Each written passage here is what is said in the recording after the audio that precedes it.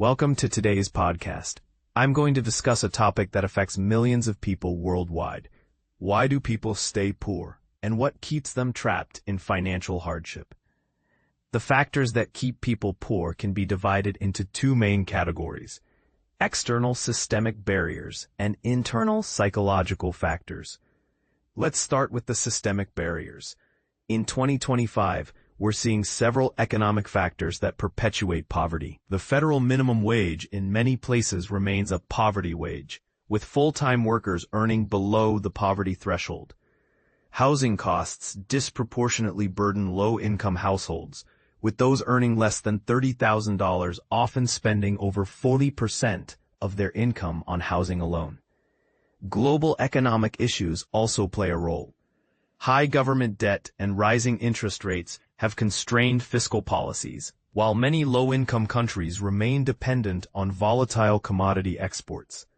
Conflict and instability in certain regions have led to stagnant GDP growth, with per capita income in affected areas barely increasing since 2010. But external factors are only part of the story. Our internal psychology and behaviors can be equally powerful barriers to financial success. Many people operate with a scarcity mindset, focusing on lack rather than opportunity. This can lead to overly conservative financial decisions and missed growth opportunities. Fear of loss or risk aversion prevents many from making the calculated investments necessary for wealth building. Our spending habits also matter. The desire for instant gratification often leads to impulsive spending at the expense of long-term financial goals.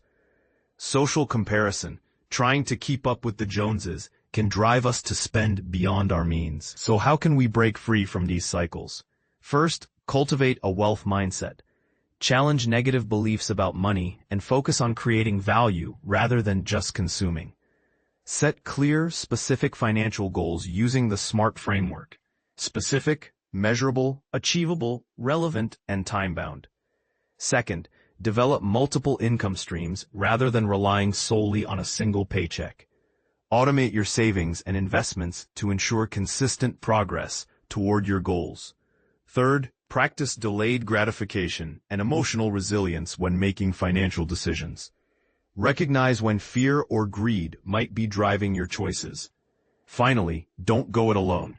Seek support networks, whether that's financial advisors, mentors, or like-minded peers who share your financial values. Remember, escaping poverty requires addressing both the external barriers and internal habits that hold us back. By understanding these factors and taking deliberate action, you can begin building a more secure financial future. Thanks for listening to today's podcast. I hope these insights help you on your journey to financial well-being.